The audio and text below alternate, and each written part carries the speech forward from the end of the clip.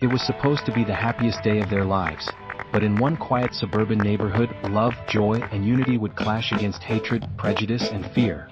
This is the story of how one wedding turned into a moment the entire community would never forget. Peaceful neighborhood. Birds chirping, distant laughter, wedding music tuning. In the heart of Willow Creek, a quiet, upper-middle-class neighborhood, people kept their lawns trimmed, their fences polished, and their HOA rules tighter than a sealed jar.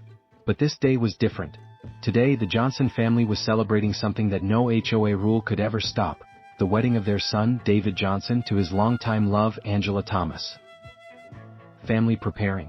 Sound, guests chatting, music instruments warming up. Angela's parents decorated the backyard with flowers, fairy lights, and ribbons. Neighbors peeked out their windows, some smiling, some whispering. The groom, David, stood tall in a black tuxedo, his smile steady but hiding a small secret, one that only a few guests knew. Because David wasn't just a groom, that he was also the mayor of the city. But today he wanted to be nothing more than a man in love. Enter the neighbor.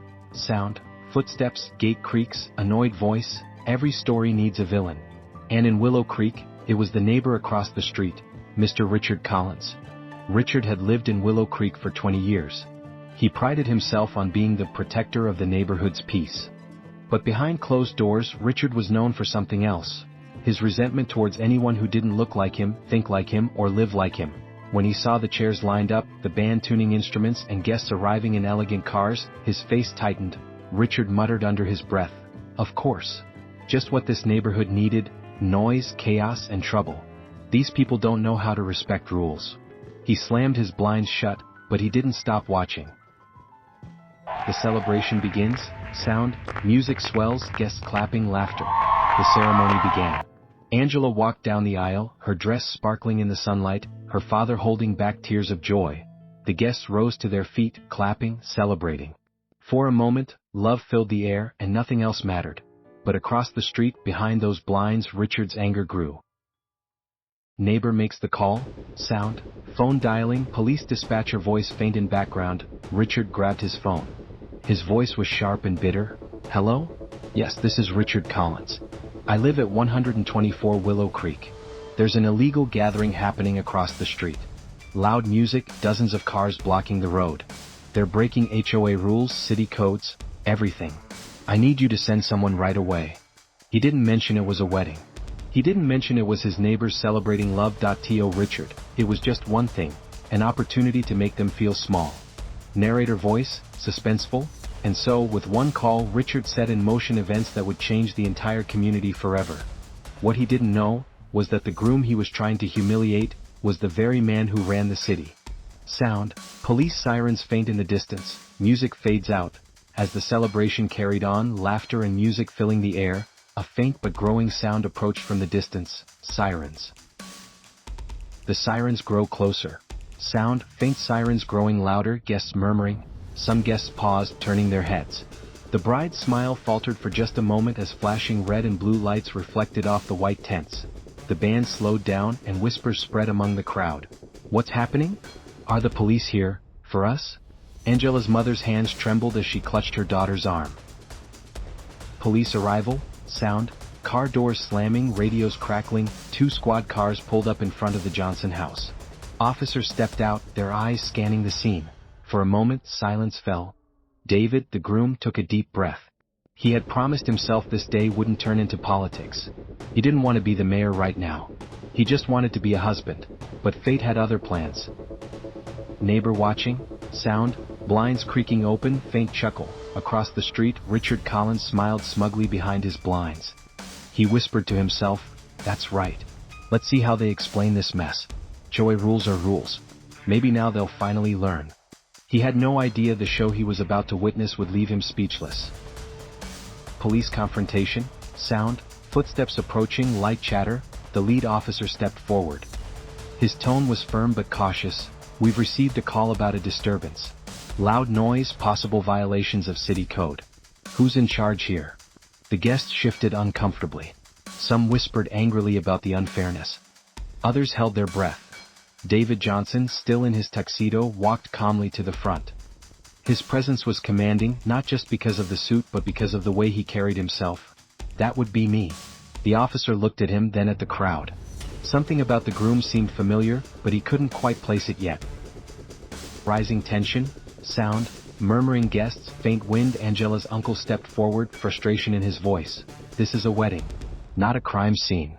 Another guest muttered loudly, figures, a black wedding, and suddenly the cops show up. Tension filled the air.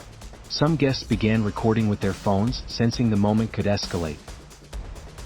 The reveal, the officer cleared his throat, preparing to ask more questions when David reached into his jacket pocket. The guests gasped but then relaxed when they saw what he pulled out. Not a weapon but an official badge that he held it up, his voice steady but sharp. Officer, allow me to properly introduce myself. I'm David Johnson, the mayor of this city. The crowd went silent. The officers froze. One of them immediately straightened his posture, recognition flashing across his face. Mr. Mayor. I didn't realize.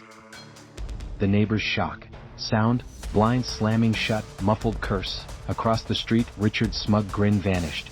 His mouth fell open as the words hit him like a brick wall. The groom was the mayor, the very man he thought he could embarrass, the man he tried to teach a lesson, was the one person in the entire city with the power to make his life very complicated. Richard stumbled backward, muttering under his breath, No, this can't be happening, and in that moment the balance of power shifted. The wedding was no longer just a wedding, it had become a statement. Sound, guests clapping, tension breaking slightly, police radios crackling faintly, the reveal of the groom's true identity had shaken the entire street. But for Richard Collins it was nothing short of a nightmare. Neighbor steps out. Sound, door creaking open, footsteps on concrete.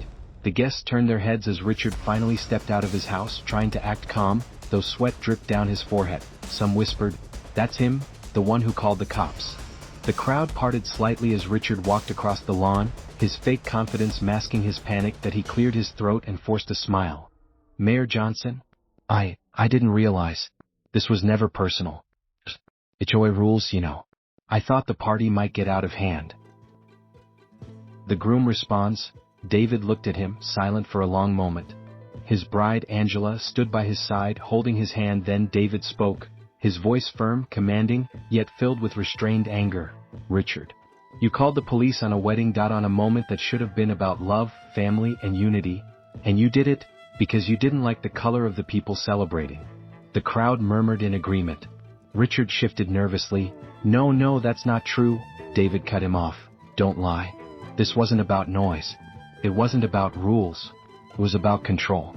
About fear. About hate. Emotional speech to the guests. David turned, now addressing not just Richard but everyone present. This is what so many of us face every day. Judged not by who we are but by what we look like. Today we came together to celebrate love, and still someone tried to destroy that. But here's the truth, they failed. Because nothing and no one can silence us. Angela squeezed his hand, tears in her eyes. The guests erupted into applause. Some cried, some cheered, and others simply nodded in silent pride. Police response. One of the officers stepped forward, clearly embarrassed. Mr. Mayor, on behalf of the department, I apologize. We'll be leaving now. Enjoy your wedding.